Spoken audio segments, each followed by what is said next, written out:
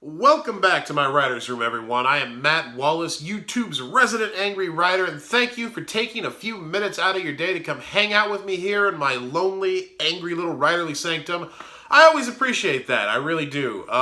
Me not being naked on the vlog is brought to you, as always, by our t-shirt of the day, and today I've got my Strong Style brand North Pole Division t-shirt that I got this out of my Christmas-themed Wrestle Crate last month. You can see me unbox those on my wrestling channel, Matt F. and Wallace, if you're into that kind of thing.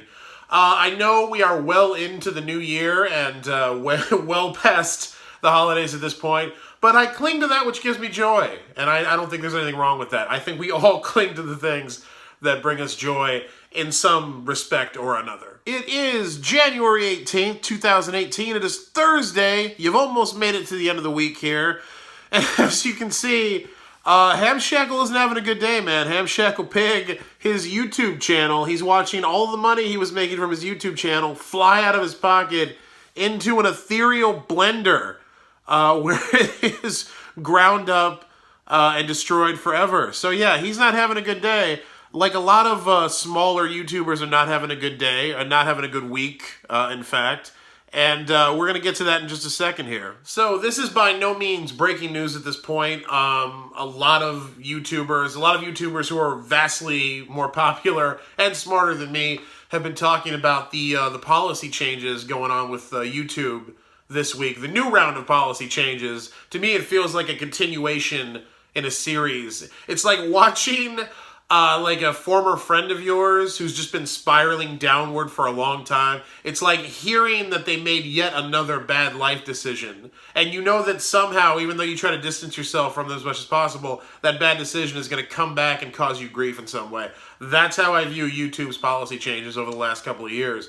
But this recent round in particular is impacting smaller creators on YouTube. And again, Phil DeFranco talked about this on his show. A lot of bigger YouTubers are talking about it. I'm not breaking in any new ground here. But just to catch you up, if you are not familiar with what's happening, YouTube is changing, among other things, the rules for how you're able to monetize your channel. They've basically raised the bar way the hell up on who can make money off of their YouTube channel and who can't. And the new standard is you have to have at least 1,000 subscribers and you have to have at least 4,000 hours of watch time in a 12-month period, which means that in a 12-month period, your videos have to have been watched what accumulates to 4,000 hours, which is a lot of hours. Now, for bigger, more established YouTubers, it's nothing. 1,000 subscribers is nothing. 4,000 hours of watch time is nothing. For smaller creators, though, for people like me, and I don't even monetize my channel. I have no interest in becoming a big YouTuber, and I don't use YouTube to make money currently. Now, of course, I don't have the option for a much longer time than I would have. But for smaller creators like me who do monetize their channel, that's taking money out of their pocket. And the worst part is they're not only instituting this new rule, it's retroactive. They're not grandfathering anybody in. So creators who met the standard to monetize their channel before now don't meet that standard anymore. So creators who were used to getting that money don't get that money anymore. YouTube is essentially taking that money out of their pocket under the guise of trying to crack down on what YouTube has termed bad actors, or people just creating channels to make sensationalistic videos or steal other content or make hate videos or shock videos just to get views. They're trying to crack down on that, and it's to appease advertisers. They can dress it up and wanting to help the community however they want, but the truth is, this is a reaction to all of the bad advertiser publicity they've been getting over the last couple of years. This is yet another step they're taking to try to make the platform more attractive as a train whistle blows in the distance. Do I live near train tracks? That's so weird. It's an attempt to make the platform more attractive to advertisers and mainstream people who port from network television, things like that. So that's the thing that's happening, and it's a shitty thing that's happening. And while people like Phil DeFranco have talked about what's happening, they've only talked about who it's affecting in a very general way. what I would like to do today is I want to talk to you in a more specific way about who this is affecting and how you can help those folks out. So as I said, I don't monetize my YouTube channels currently, so I did not get an email from YouTube explaining these new policy changes to me. How I heard about it was I was on Twitter, and I follow a great number of BookTubers, as they call themselves. People who review and talk about and recommend books on their YouTube channels. I'm friends with a lot of them. I've been supported greatly by a lot of BookTubers who talked about my series Sin du Jour and books and projects that I've done throughout the years. And I've always really appreciated that. Particularly if you're a genre author like I am, if you do science fiction and fantasy or horror or, really niche stuff, having anyone talk about your stuff ever is a good thing, let alone having it on YouTube. And a lot of these BookTubers, most of them, in fact, fall under that category of smaller YouTubers who don't have, hundreds of thousands or millions of followers. And it's, because again, they talk about books. I know it's shocking on a platform where, Logan Paul and his sociopathic racist shit show are like the fastest growing thing. People don't seem to really care about books all that much. It's shocking, I know.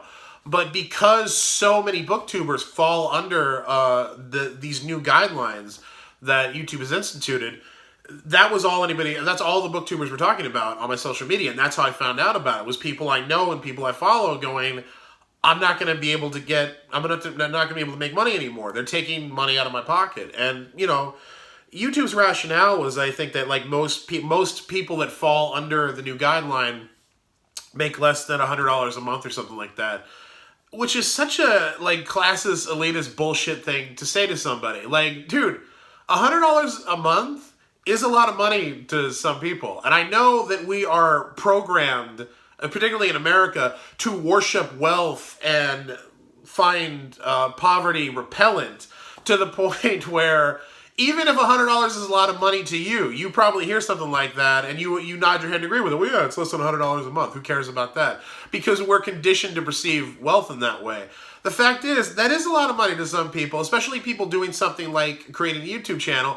That helps cover the expense of doing this, of editing software, video equipment, lighting equipment, the time they're taking to do it. I mean, if you make around $100 a month, that's $1,200 a month annually you're adding to your income. That money matters to a lot of people, and to a lot of smaller creators and a lot of BookTubers in particular. And I saw people talking about this on Twitter. It's like a lot of them depend on that money, that supplemental income that they need, that they've come to count on, that they should be able to count on because they played by the rules with YouTube. They provided content that YouTube was able to put ads in front of and make money off of, and they deserve their cut.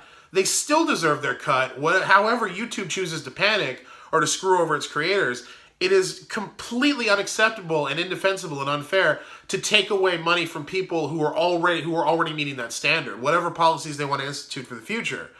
And it's abhorrent. And a lot of those YouTubers, again, they depend on that money not only to keep their channels going, some of them depend on that money to survive. Some of them are disabled and can't work outside the home. And this is another revenue stream that provides income for them, something they can do in their home, something that they're able to do that keeps them afloat and keeps helping them make ends meet. This shit matters. It really matters to people like BookTubers, and it affects, again, the majority of them, because the majority of them are much smaller creators because nobody gives a shit about books. But I feel like books are very important. There should be more literacy on YouTube. These are the kind of channels we should be encouraging to flourish. It's a community of passionate people promoting reading and literacy in our society on one of the biggest media platforms on the planet. We should want BookTubers to do well. These are the people YouTube should be rewarding, and yet they're the ones that YouTube is casting aside in favor of, the Paul brothers and the Jimmy Kimmel show and appeasing, the Dole Corporation and Tide or whoever the hell it is advertising here. And it really pisses me off. So that's one group I really wanted to call attention to today and tell everybody, with these new policy changes, the first thing is we should be decrying them to the high heavens and trying to get the sort of backlash going that everybody got going over the Logan Paul suicide victim thing. The kind of backlash that actually makes YouTube pay attention and feel shamed enough to make policy changes. Because these policies should be changed, just flat out. That's this thing over here. what we can do to deal with the policies themselves being enacted and the situation as it exists is you have to realize that right now your views and your subscriptions have never mattered more than they do on YouTube. That's the truth. As YouTube moves more towards mainstream creators and appeasing advertisers and people with giant-ass audiences, what they're all focusing on is views. You know, you'll hear old school YouTubers like Harley Morenstein talk about how this has all become ViewTube. It's all based on views and watch time and the numbers. So what you can do right now today is start subscribing to every booktuber you can find and start watching their videos. Give them the watch time, give them the subscription numbers that they need to monetize their channels and do well. I'll put a bunch of booktuber channel links in the description of this video. Go subscribe to every single one of them. It's free. You know, I know your time is valuable. I know you don't have time in the day to watch every single YouTube channel you probably subscribe to. But so when it comes to the watch time and the views, just do what you can, man. You know, you've got commutes, you've got lunch hours, you've got dead time in the day. Put the video on and just let the video play, and you might find some good book recommendations too while you're helping these booktubers out. That is a real concrete thing that you can do that costs you absolutely nothing that will help out booktubers immensely. And I really encourage everyone to go do that. I know everyone watching this vlog right now could be subscribed to more booktubers and could be watching more content on YouTube about books and about reading and about genre fiction and about all of those things. So please do that for me. Support booktubers. Help them adapt to the shitty new conditions they're being forced to operate under on this platform. You'll be doing a really good thing for them. I will really appreciate it. And that's something concrete that you can do to actually help. Now, obviously, it's not just booktubers. That just happens to be a community that I care about, that I feel very beholden to. Chances are, whatever you're into in life, whatever your hobbies are, whatever your interests are, whatever your passions are, whoever and whatever you are, there is a YouTube community out there that is advocating and talking about it and participating in a fandom that you care about very much. And a lot of them are probably going to be niche, just like the booktubers thing is. A few things that come to my head right away when I look at this abhorrent new emphasis on watch time is how it penalizes people who make shorter content.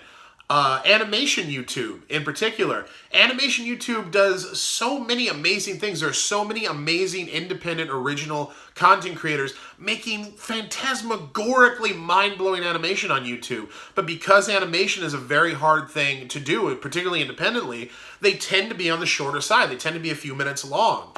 And in this era of the 10-minute video and of the 4,000 hours of watch time in 12 months, that kind of content gets penalized because you can only make so much animation in a 12-month period when you're an independent creator. Again, it's very hard to make, especially long pieces.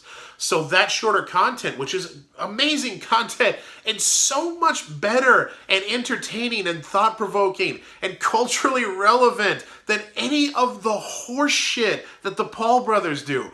All of that content gets penalized by these new standards. Sketch comedy is another thing that comes to mind. Brilliant comedians on YouTube creating really innovative, independent, groundbreaking comedy. Sketches tend to be shorter. They tend to be 3 to 5 minutes, and they're getting penalized by this new emphasis on views and watch time and this hard data, and it's a real shame. And I really encourage you to investigate those types of communities on YouTube. Find the thing that you're interested in, subscribe, watch, support them.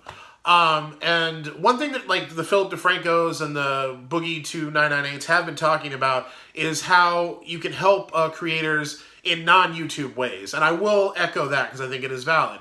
I will also say to independent creators and smaller creators, it's my personal philosophy, and it's shared by a lot of people I know. Folks like, I was talking to this with Howard Taylor, who does Schlock Mercenary on Twitter the other day. You absolutely should strive to have a platform that is yours, that you own exclusively, that does not belong to a YouTube or a Twitter or to any other site. You should strive to have your own platform, and you should strive to monetize that platform that you own in some way. Whether it's through donations, subscriptions, merchandise is another good way to do it. It's good to have your own platform, monetize that, and then use all of this ancillary stuff, YouTube and social media, to drive traffic and drive people to support that platform. That's something I absolutely recommend that you do. That's a thing that I do. Now, my platform is I write books and I create things that are sold. So I use all this stuff to promote those things, and that's how I make money, and that's why I don't have to put the emphasis on making money from a YouTube channel, even though this is a valuable medium for me, and I enjoy creating video content and talking to you folks. That's one way I'm able to avoid getting tied to YouTube. So I absolutely suggest doing all that. And Patreon is another route, but again, Patreon, while it can absolutely be a valuable tool, and is, it allows many people that I know, I have friends who make their living off their Patreon accounts.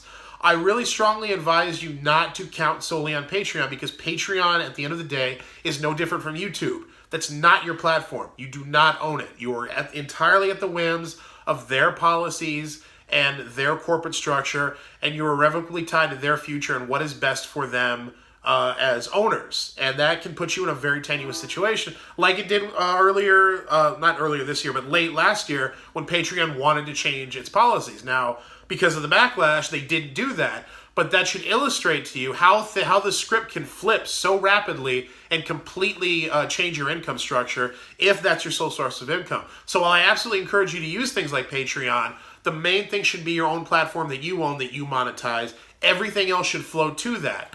That being said, own your own platform. The other thing is diversify your revenue streams as much as possible. It's something that, as a freelancer, I've always advocated to other freelance creators.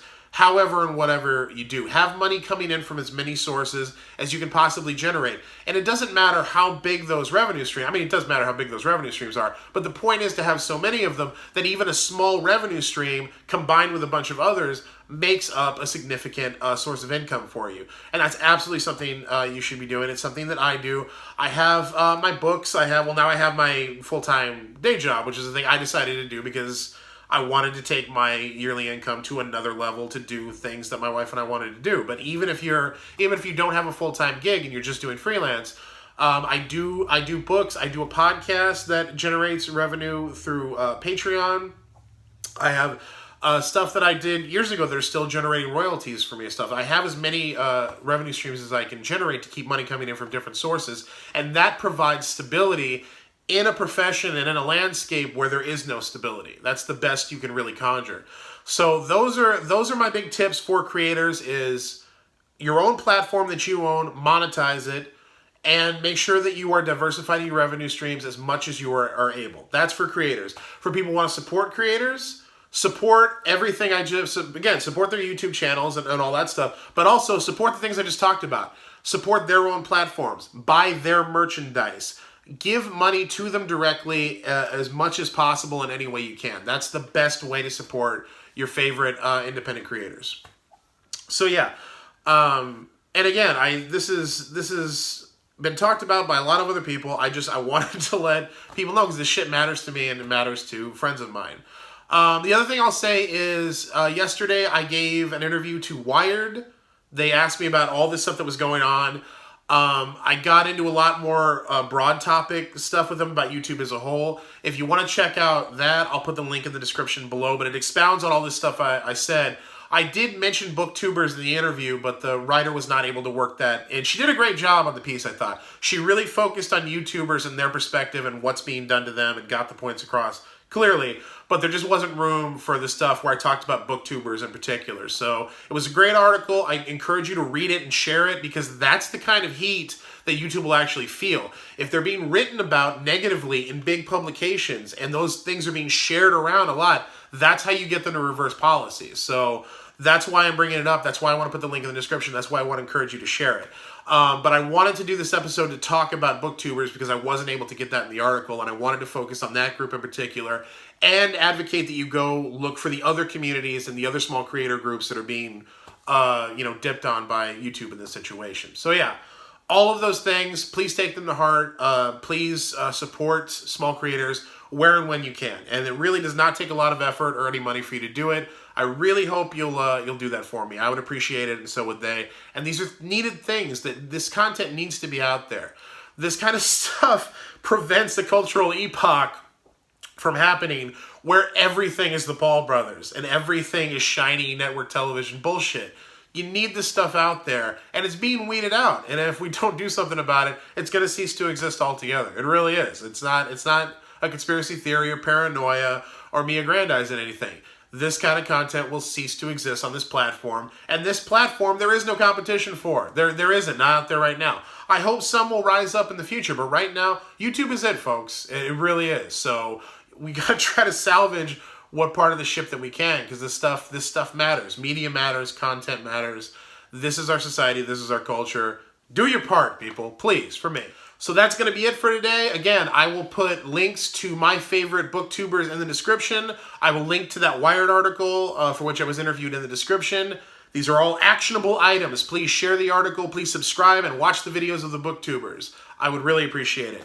Tomorrow, and a more fun note, tomorrow the prize drawing is happening. I'm giving away those 2 mystery boxes. If you missed that announcement, if you missed that contest, that video link is in the description as well. I'm giving away 2 big prize boxes filled with books, signed books, ARCs, all kinds of cool geek swag. And I will do the drawing tomorrow and announce the winners. There's still time to get in on that. Watch the video, find out how to enter. I'll be considering every entry up until I do the drawing tomorrow morning. So get on that if you have the chance. I want to give back and reward the folks who watch and comment and like and subscribe to the channel. I appreciate you, I really do. So look for that video tomorrow. Again, there will be a regular episode of the Friday vlog, but there will also be another video tomorrow where I announce the winners of the drawing. So look out for that. In the meantime, you've almost made it to the end of the week. Hang in there. We're going to get there. And I'm Matt Wallace, and I will see you all tomorrow.